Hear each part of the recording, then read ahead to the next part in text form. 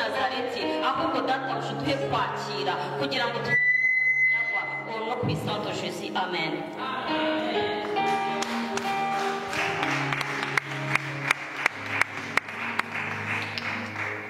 Nanone Yesu ashimwe. Yesu nashimwe cyane.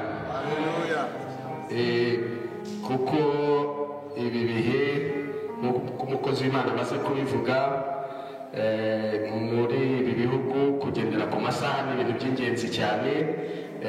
Nagize umugisha ko nabanje kubibwira, ntabwo ibyo biri buntwara umwanya, ariko reka nanone nshimira Imana kubw'abakozi b'Imana babanjirije. Imana ishimwe cyane.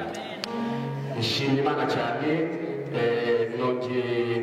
Numvise ntabwo ngize agahinda ariko ko mu mwuka ntabwo ari akandi gahinda, kuko ndavuze ngo iyo nza kubaha guhera ku wa kane, ariko kubera ubuzima tubayemo ntabwo byankundiye, ntabwo byari kunshobokera, ariko ndavuga ngo uko biri kose nibishaka ngira iminota 21 ariko nzamure ibiganza bwe ngo Imana irakomeye. Imana ishimwe cyane. Kuba rero mbashije kuboneka ahangaha ndetse na bagenzi banjye twazanye bihute batambuke, kuko uburyo tugiye gukora mu gisirikare bihute baze hano imbere, kuko iminota bampaye turayifatanya kandi turahabwa umugisha ndetse turahesha umugisha bagenzi bacu. Mutambuke, karibu. Imana ibahe umugisha.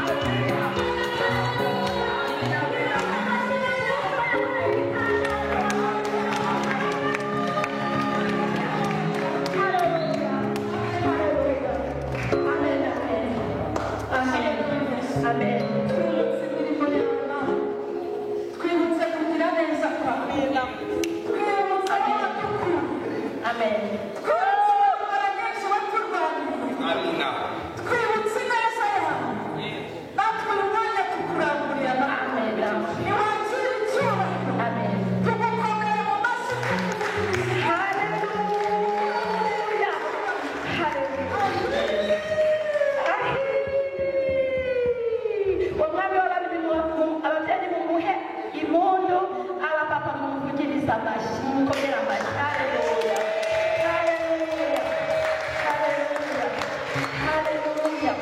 Amen. Amen. Amen. Somehow I have to tap it again. How? Turabihamya. Amen. Amen. Ugiye kwambuka Yorodani, nimukama amanese, Uwiteka nawe aturi imbere, isaruko y'isezerano turiheke.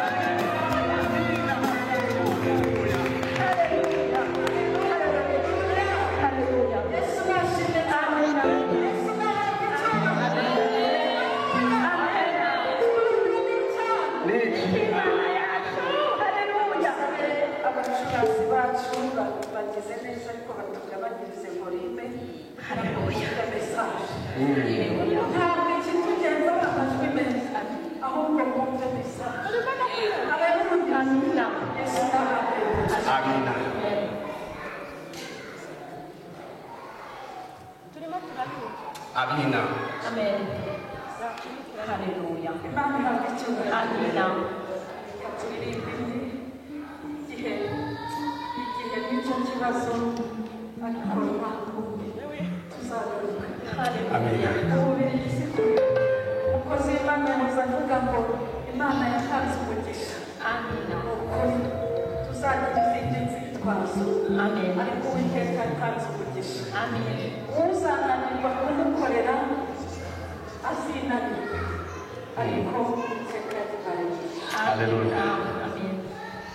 Iyo ntekereje igihe sinzangarusa nareba ijuru ngasanga igikundiro. Iyo ntekereje igihe ikibaya cyiza tuzabamo. Haleluya, haleluya, Ushaka kuhakumbura. haleluya, haleluya. Iyo ntekereje igihe sinzangarusa nareba ijuru ngasanga igikundiro. Iyo ntekereje igihe ikibaya cyiza tuzabamo. Haleluya, haleluya, ushaka kuhakumbura. Iyo ntekereje igihe sinzangarusa nareba ijuru ngasanga igikundiro. Iyo ntekereje igihe ikibaya cyiza tuzabamo. Haleluya, haleluya, ushaka kuhakumbura.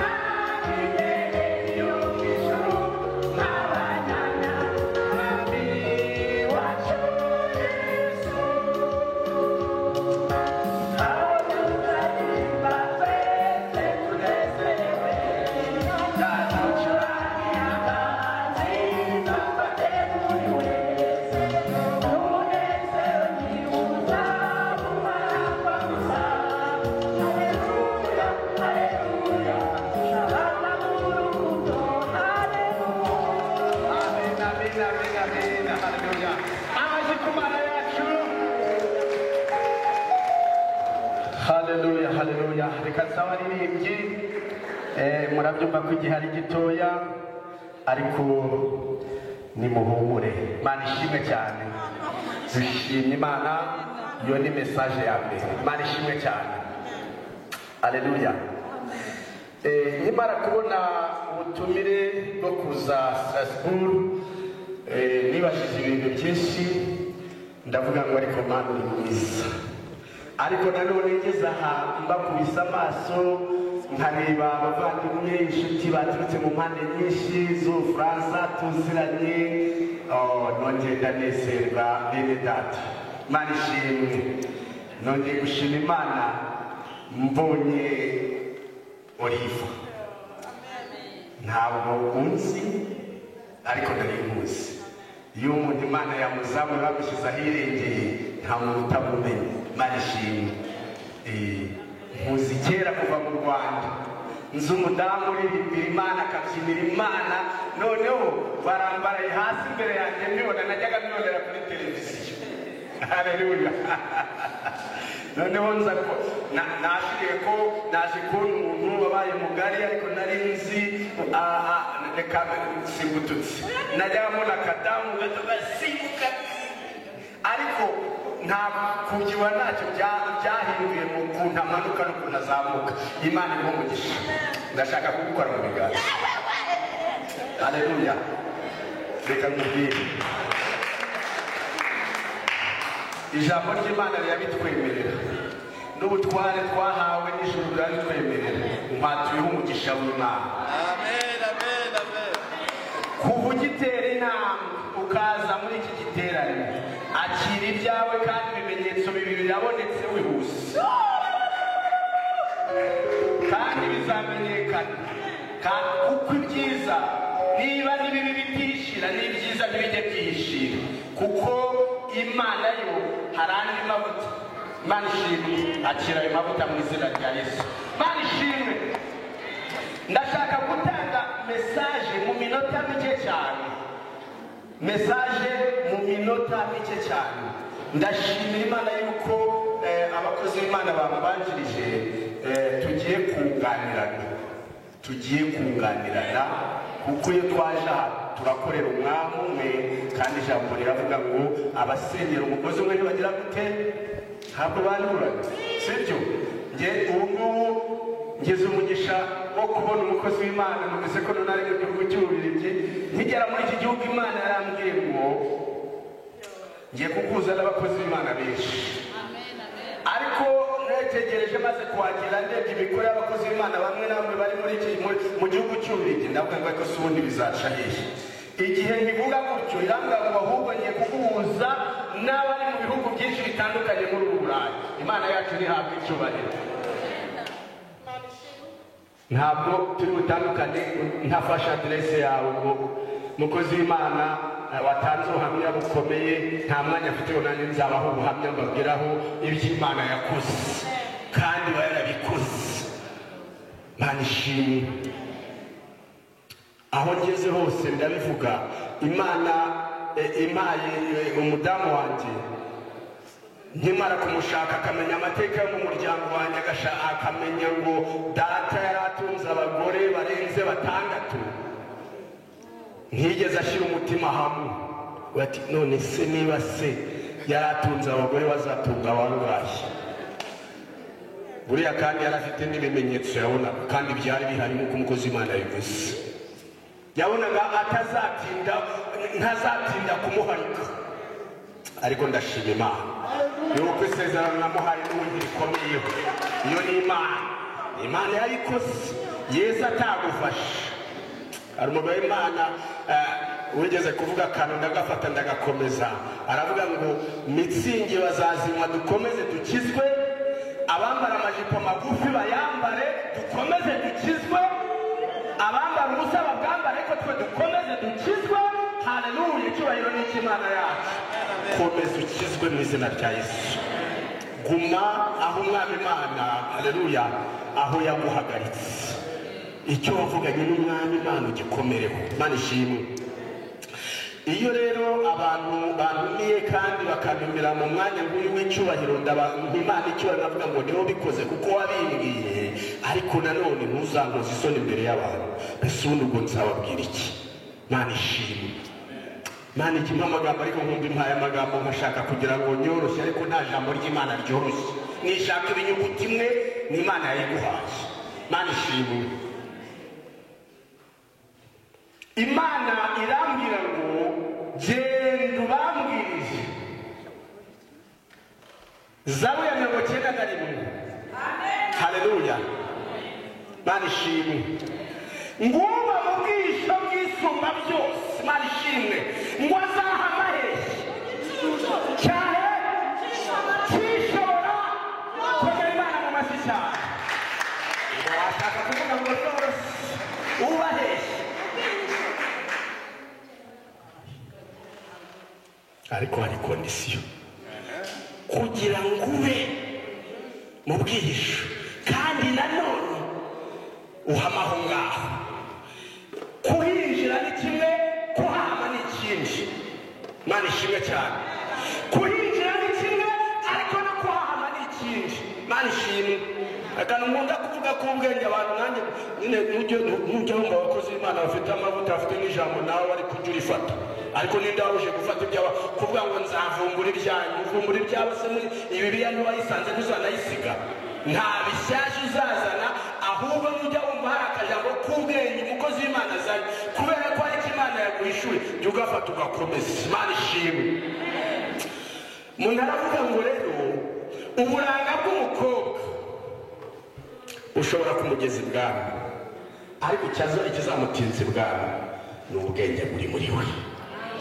Mana ishimwe cyane. Buriya n'abashyitsi yari afite uburanga, ndetse umwami yari agiye kumwirata, yari agiye kumwereka abayoboye bose atatariko ntiyaramaranye nayo iminsi, ariko umunsi umwe ati ndashaka kugaragaza umugore wanjye, agatambuka agakibagira bakamureba, bakareba imbere bakareba inyuma, ariko nta kiyari kiri muri we ndani. Mana ishimwe cyane. Yari afite uburanga bw'inyuma, ariko imbere nta gihari. Hanyuma rero igitinza ngo igishobora gutinza umugore ibwami ni ubwenge buri muri we. Imana ishimwe cyane. Imana irambwira ngo uzagenda ubambwire ngo uri mu bwihisho bw'isumba byose azahama mu gicucu kigeze gute kishobora byose. Imana ishimwe. Haleluya. Reka tubisubirishe aya magambo nanone. Turareba Zaburi ya 15. Ni amagambo mwese munsi ndanayakunda nanjye. Imana ishimwe. Zaburi ya 15, noneho duhere ku murongo wa mbere. Aravuga ngo iki? Ninde uzaguma mu ihema ryawe? Cyo ni ikibazo. Ninde uzatura ku musozi wawe wera? Mana ishimwe cyane. Si ikibazo se? Ninde uzaguma? Ninde uzatura? Haleluya. Ni ibibazo bibiri. Ninde uzaguma mu ihema ry'Uwiteka, kandi ni nande uzatura ku musozi w'Uwiteka? Umukozi w'Imana yabivuze, ari byinshi ntari bwongeye gusubiramo. Yagiye atanga avuga ati kwizera gukiranuka, hari ibigomba gutuma utura ku musozi w'Uwiteka, hari ibigomba gutuma uguma mu ihema ry'Uwiteka. Nuko hari ibyo witandukanyije nabyo, nuko hari ibyemezo wafashe mu buzima bwawe ukavuga uti ibi ngibi nubwo hari umuntu uvuga ati ariko ati hararyohaga. Nigeze kugera muri magaze, hanyuma nereka madamu Kabisi Murakazi John Warike abigeze gusoma akayoga. Noneho uribuka kuko nabavuga ngo twakijwe rimwe, twakijwe tubana ngo n'andi mateka nayo urumva. nanywaga ako kayoga buri munsi naba natahanye icupa igice ngashyira mu kabati icyumweru kigashira none ngafata weekend yo kwirwa mu rugo nkateranya bwa buce bwose nkarara ijoro nywa bwa buce akageza akamwate gusa waje ukaryama uguri buri mu biki nawe biza kujya bikamufata kumva yuko nta mugabo wabutawe inzoga ariko igihe kigeze Imana aho ngaho irahambana komera Imana yacu mu mashyi cyane aho irahambana isanga bikwiriye yuko nkwiye kuyivugira Imana ishimwe nabwo ni inzira ndende ariko uyu mwanditsi Dawidi avuga aya magambo aravuga ngo ninduzatura ku musozi wera Uwiteka ninduzaba haleluya ninduzatura ninduzaguma mu ihema ryawe ninduzatura haleluya ku musozi w'Uwiteka nugendera mu bitunganye agakora ibyo gukiranuka akavuga iby'ukuri nk'uko biri mu mutima we nugendera mu bitunganye agakora ibyo gukiranuka akavuga iby'ukuri nk'uko biri mu mutima we uwo ntazeganyezwa n'icyari cyo cyose akiri uwo umusozi wa Siyoni utajya unyeganyezwa haleluya amina uwo nguwo haleluya uwo nguwo ameze nk'umusozi wa Siyoni utajya unyeganyezwa ngo nk'uko imisozi igose i Yerusalemu niko Uwiteka ajya kureberera niko Uwiteka amenya ibyawe niko Uwiteka azi intambara unyuramo haleluya nk'uko imisozi igose i Yerusalemu haleluya niko Uwiteka kugose kandi iryo ryakire hari amajwi abiri ugiye kumva aje ari urucantege ariko uzayasuzugure uyabwire ngo mfite umwami ukomeye bizaza ariko bizasanga hari ijambo bumvise uyu munsi Imana ishimwe cyane bizaza ariko Uwiteka aravuga ngo ngufashe ukuboko kandi ndashoboye kandi ndakomeye Uwiteka aravuga ngo uko barimo guca igico nawe arimo guca inzira yo kukunyuzamo Uwiteka aravuga ngo aho wasuzuguriwe haleluya ngo aguhaye urugero nk'urwa Morodekayi haleluya ngo azagutambagiza umurwa umva reka mbabwire ikintu barishimye bugumye aho ngaho hari imbaraga z'Imana zijya gukora imirimo Uwiteka ambwe ngo ahangaha muri aya masengesho Imana ishimwe wari abantu Imana igiye kuzamura mu yandi mavuta mashya Imana ishimwe ushobora kuba wakoraga ahangaha ukumva uri ahantu hameze nko mu kazitiro cyangwa ukumva umeze nk'umudugudu murawuzi naha nta midugudu ihaba nta n'imirenge zijya numva amakomini nta bihaba ariko byumve kuko wumva ururimi mvuga turarwumva kimwe wari umeze nk'ukorera mu kazitiro cyangwa mu mudugudu ariko Uwiteka yavuze ngo yamanuye amavuta muri aya masengesho yo gukorera ku rwego mpuzamahanga Imana ishimwe Imana irongera ambwira ngo abantu uri buhure nabo babwire ngo ntabwo ari ukubahuza ngo murebane gusa hari ikindi Uwiteka ashaka kubaka hagati muri mwebwe Imana ishimwe kuko Uwiteka aravuga ngo hagiye kubaho ububyutse ngo kandi nimwe muzabuza ngo ntutegereze undi uzazana ububyutse muri ubu Burayi Imana ishimwe nabwo ngo ni ibi cyangwa ahubwo nabwo ngo uzabyitangariza ubwawe, uzavuga ngo hari umunsi nawe n'Imana igira ibyo ihindura, hari ibyo yakoze ariko yazikore n'ibindi, akiramo amavuta aturutse ku Uwiteka. Imana ishimwe, haleluya. Imana yacu ni hafi icyubahiro, haleluya. Ndirimba iyi ndirimbo ya Zaburi ya 15, ijambo ririmo ryari rifite uburemere cyane, ni iri ngiri ngo nugendera umuntu uzatura ku musozi w'Uwiteka. Kandi abakozi b'Imana babigarutseho, ndababwira ngo iri jambo umwuka yararimbwiye, ndibaza ngo ariko Mana,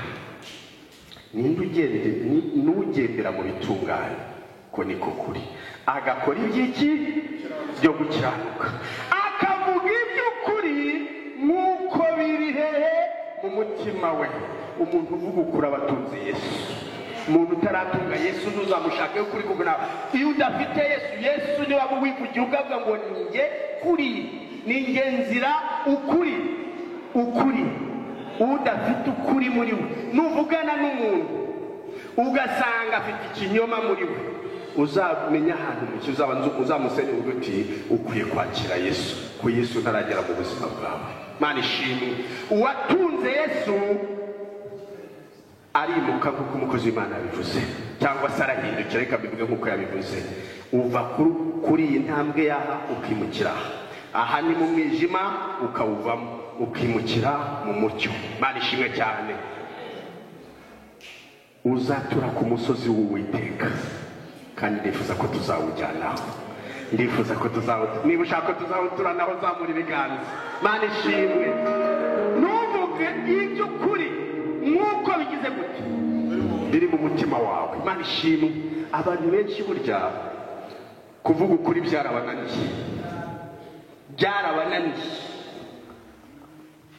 kandi ubwo impamvu Imana yazanye amagambo mu masengesho ni ukugira ngo buri muntu wese yishake kandi ahinduke, kuko Imana ntifuza ko wamara iminsi 3 muri amasengesho ngo uzasubire yuko waje. Mana ishimwe. Ngo nutabesheresha abandi ururimi rwe, ntagirire nabi mugenzi we, kandi ngo ntashyushike inkuru y'umuturanyi we. Reka mbabwire, uretse no kuba abaturanyi, ni bangahe abakozi b'Imana twirwa dushyushya inkuru z'abakozi b'Imana bagenzi bacu? Kwa kanaka bimeze gutya, mu itorero rya kanaka bimeze gutya, kandi uwo niwe wagombye kumushyigikira no kumusengera. Ntabwo ariko bimeze. Mana idufashe cyane.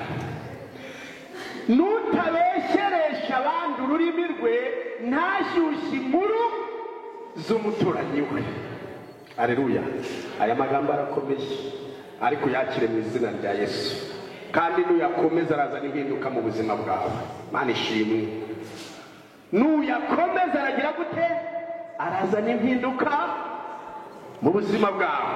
Haleluya. Mu maso ye umunyagisuzuguriro arahinyurwa, ariko abatinya Uwiteka arabubaha. Ngo nicyo yarahiriye naho cyamugirira nabi, ngo ntiyivugoroza. Mana ishimwe. Uhagarare ku ijambo wavuganye n'umwana. Niyo bakwanga, niyo bakuvuga nabi, niyo bakurwanya, Mana ishimwe, niyo banakurwanya, haleluya, Uwiteka azakurwanirira. Mana ishimwe. Ibyawe arabizi kandi arashoboye. Mana ishimwe. Ndagira ngo nsaba umukozi w'Imana untunze amaso wambaye rinete, igira hino. Haleluya. Bavuze ngo waturutse mu Rwanda. Mana ishimwe. Hari imitego ingana iki yo kugira ngo ubashe kuva mu Rwanda kugera aha? Ntabwo bayibara. Ariko hari impamvu y'Imana. Niyo batega 100 bagatega 200, Imana yavuze ngo ndasinye, ntabwo byari gukunda. Haleluya. Kandi Imana irambwe ngo guhaye umugisha.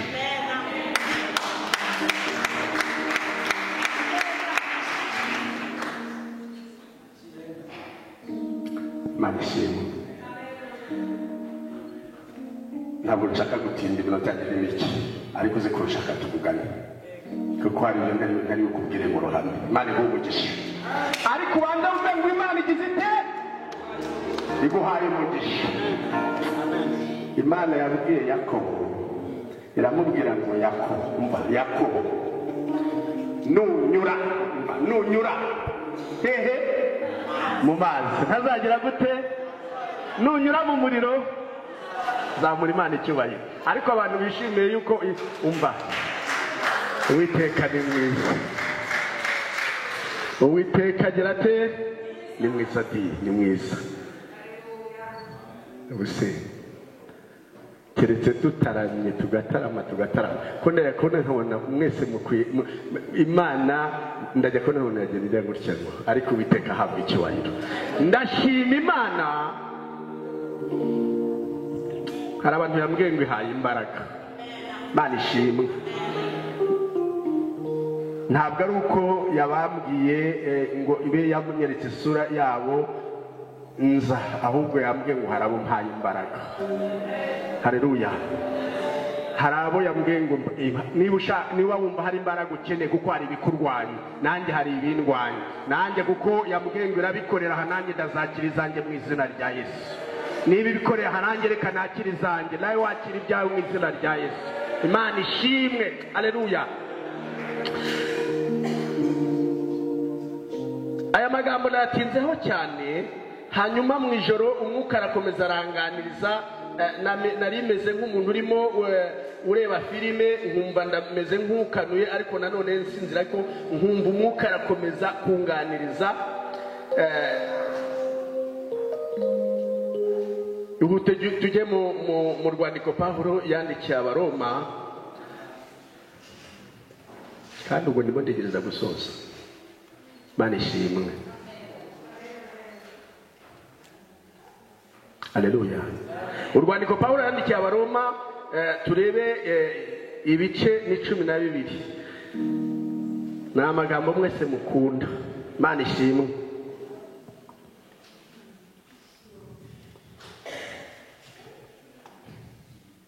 Ibice 12 mutwa amagambo uravuga ngo imirimo ikwiriye imibereho ya Gikristo. Ariko ndasoma umurongo wa mbere n'uwa kabiri gusa.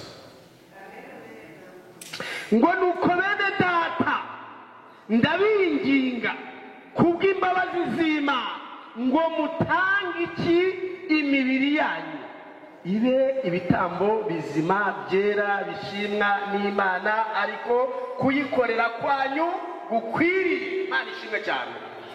Ngo ndabinginga mugire gute mutange imibiri yanyu. Imana ishimwe. Hari abantu mama, hari abantu bakubona, hari n'abantu bavuga ko umusazi, ariko twasarire bareke nkiri iyo ngiyo najyaga ntereka ubwanwa bukagera ahangaha, banyitaga muzeyi, ariko ngeze muri Kristo ubu nkubwiye imyaka mfite ntiwayemera kuko yarongera agira umusore. Imana ishimwe. Hanyuma rero hari ibyo nanyuzemo iyo mbyibutse ndamubwira aho rwose nzakuramo esheke kugeza nzishyura ideni kugeza ryari. Buriya iyo abantu barimo gukunda ukwibara ukajya baravuga ngo barasaze, ariko ntacyo, sabira muri Kristo ubundi byihorere. Imana ishimwe cyane. Mutange imibiri yanyu ibi bitambo kandi bimeze gute bizima, bimeze gute byera. Mbadiye reka mbabwire aya magambo nayo yaje akomeye muri njye, kandi arambwira ngo nyabwire ubwoko bwayo. Umurongo wa kabiri avuga ngo kandi ndimwishushanye nabi kigihe kimeze gute. Ongeraho kigoramye, ongeraho ko igihe turimo kigoramye. Igihe turimo kiragoramye kuko abenshi bababona nk'abarimo guta igihe, babona ko iminsi 3 mumaze ahangaha murimo gupfusha ubusa umwanya. Abagabo beza nk'aba bakomeye bumva yuko ngo bataye igihe kuba baje bakajya nuko musigaye mubishyira no mu gisirimu umuntu nuko kera abantu bajyaga imbere y'Imana bagasasa akarago bakaba kuri aka karago bakagashima bakagashingaho amavi bakakarya inzara bagahamagara Imana ikumva. Ariko umukozi w'Imana baramutumana akabanza kubaza yuko bamukodesheje hoteli, akabanza kubaza ngo iki kandi twagombye guca inganda tukamara iminsi 3 twumva iki Imana ivuga, tuyihamagara itubwira, dusenga isubiza ikuraho ibintu tukayona. Ubuze twamara iminota 40 abazimu bari bagendagenda, imyuka mibi igendagenda, tutagiye gukaraga abazimu bakagenda. Ntibishoboka. Abazimu b'ubwibone, abazimu b'ishyari, abazimu bo kwishyira hejuru, abazimu b'inzangano, twabirukana gute? Umva, Uwiteka yambwiye ngo nimushyireho ibicaniro, mushyireho ibicaniro dusenge. Mukozi w'Imana mu Bufaransa naduhamagara dufate inzira tujye i Paris, tugende dupfukamira Imana, tujye mu Bubiligi, tujye n'ahandi. Nagiye numva baturutse mu bihugu bitandukanye. Dufatane amaboko. Haleluya. Dufatane amaboko, tumenye ko turi ku rugamba rumwe. Mose yabaga ari ku rugamba, ingabo zabaga ziri ku rugamba, nawe ari ku musozi. Haleluya. Aroni nawe uri bakamuzamura amaboko ngo amaboko yamanuke ingaruke zikaneshwa, ariko azamuye inkoni y'Uwiteka. Imana ishimwe. Urugamba bakarunesha. Komera Imana yacu mu mashyi cyane. Tutarashyira hamwe, tutarumva ibintu kimwe, tutaramenya ko umwami dukorera ari umwe, ngo ni inkomaka muvuga uti nditabyuze dufatikanye urugamba, twirukana abadayimoni mu Bubiligi, numpamagara mu Bufaransa tuze twirukana imyuka mibi, duhamagara Imana izikora imirimo, ibohora abantu, ikiza indwara, naho ubundi ntabwo bizashoboka. Imana ishimwe. Ni nk'umuhinzi uhinga ariko agahinga agize gute? Asiba. Ntabwo wahinga wisibira ngo uzategereze umusaruro. Kera iwacu umuhinzi yarahingaga, atahinga neza, atavana mu rwiri, yajya gusoza umurima aho yabanjije urwiri rukaba rwameze. N'abakora rero mu buryo bwo kwitandukanya, mu buryo bwo kudashyira hamwe, abo bose nabo barakora nk'abarimo gusiba. Ariko umwuka yambwiye ngo nimwitange, nubwo ibihe biruhije, nubwo ibibagoye ari byinshi, ariko nimutange imibiri yanyu ibi bitambo. Imana ishimwe. Kandi umukozi w'Imana abwira Abaroma, arabwira ati ndabinginga kandi mbinginga kubw'imbabazi z'Imana. Imana ishimwe. Ntabwo yabingingaga kubwe, ahubwo ngo yabingingaga kubw'imbabazi z'Imana, kugira ngo batange imibiri yabo ibi bitambo bizima byera bishimwa n'Imana. Ariko kuyikorera kwacu niko kuyikorera kwacu gukwiriye. Imana ishimwe cyane. Ariko igikomeye kugira ngo n'ibyo bishoboke kandi Imana idushyigikire, ngo nuko twitandukanya n'imikorere y'ab'isi, twirinda kwivanga n'ab'isi. Imana ishimwe. Ntabwo uyu munsi ugiye kubwiriza indaya ukagenda wambaye nkazo, ntabwo uzakumva. Ugiye mwuka w'Imana atari kumwe nawe, ntabwo wazibwira ngo uzemeze. Ariko birakwiye kujyana imbaraga nk'izuriya mukozi w'Imana yahuye nazo ari kwa muganga. Imana ishimwe. Hari imbaraga zikiza, hari imbaraga zibohora. Umuririmbyi ararimba ngo yarambohoye mu minyururu, umwanzi Satani yamboheshaga, mu ngorane zose yarambohoye. Shimira Yesu kubera ko yarambohoye. Yarambohoye gitare, Yaramoye papa, yarakubohoye Yesu, yaramoye mu minyururu, umwanzi Satani yamboheshaga,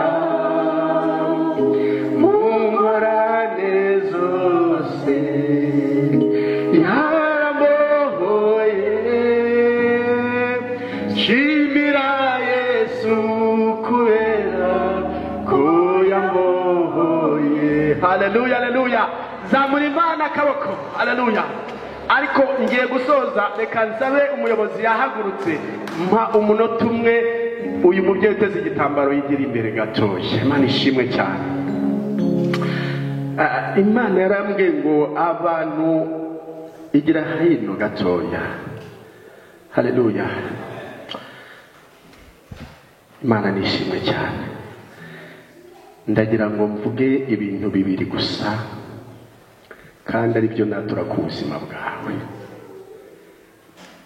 Imana ireba itareba nk'uko abantu bareba, yijya yitegereza amarira y'abantu, cyangwa se ikareba agahinda kari mu mitima yabo, cyangwa ikareba intambara barwana kandi rimwe na rimwe bakayirwana bucece.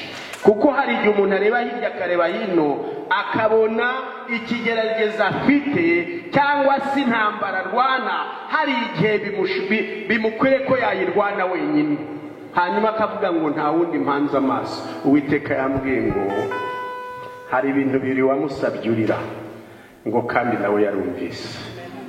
Ngo nubwo wanditse ku rupapuro ibyifuzo byinshi, ariko aravuze ngo hari ibyo ashubije yihuse kugira ngo akwereke yuko amarira warize yabonye. Ngo kandi hahandi ukunda gupfuka muzindutse ukongera ukahapfukama bugorobye, ngo yarabibonye. Ngo kandi waramubwiye ngo nta wundi nshaka kurira, nta wundi nshaka kubwira uretse wowe. Hanyuma ubwo yabibonye, ihangana araje kandi aje nk'intwari ku rugamba. Humura, humura, humura, humura. Uwiteka aracyari ku ngoma kandi aracyakora kandi aracyagira neza. Hari aho warwanya urugamba wumva epfo na ruguru, ureba hirya ureba hino, ukagira urungurukira no mu madirishya, rimwe ugashaka no kuvuza akamu ngo utake cyane, kavuga ngo abantu ntibanyumva barabona ko nasaze. Ariko ntabwo wasaze, wabwiraga n'umugabo wumva kandi ushoboye kandi ukomeye kandi wo kwizera. Byane ibyo kandi wakira umugisha w'Imana. Ndagushimye, haguruka ku maguru dusenga Imana. Kandi umwami Imana aravuga ngo urugamba si urw'aka kanya gusa, si n'urw'ejo, si n'urw'ejo bundi. Icyo yabasabye abashinzwe gushyira mu bikorwa mu bikore. Hanyuma ngo igihe kimwe Mariya ari kumwe na Yesu, icyo ababwira mu gikoni ubukwe bw'ikandi, icyo umwami Imana ababwira mu bikore mu izina rya Yesu. Ndagushimye mwami Imana, urakoze. Natuye umugisha ku bana bawe kandi barumvise kandi barumvira, kandi izina ryawe rikomeze gushyirwa hejuru. Ndagushimira ko urimo kubohora imbohe nyinshi, ndagushimira ko ugitanga amasezerano. Ndabona ukuboko kwawe gukora ku bantu benshi, ndabona usubiza intege mu bugingo, ndabona ukiza abantu uburwayi bwo mu mihogo.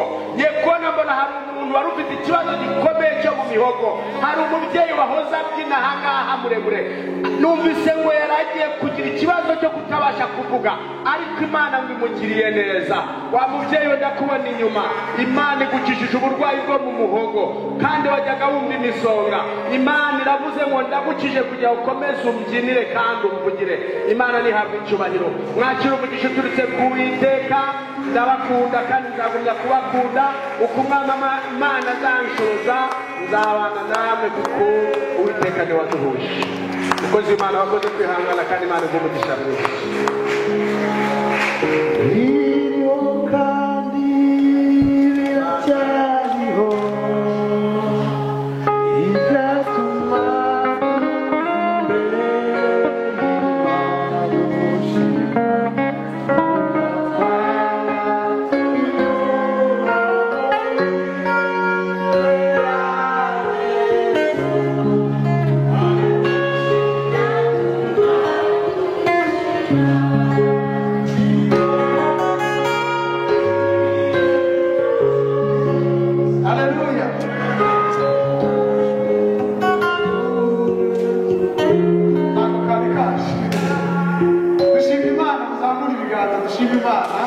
mbere kandi buriya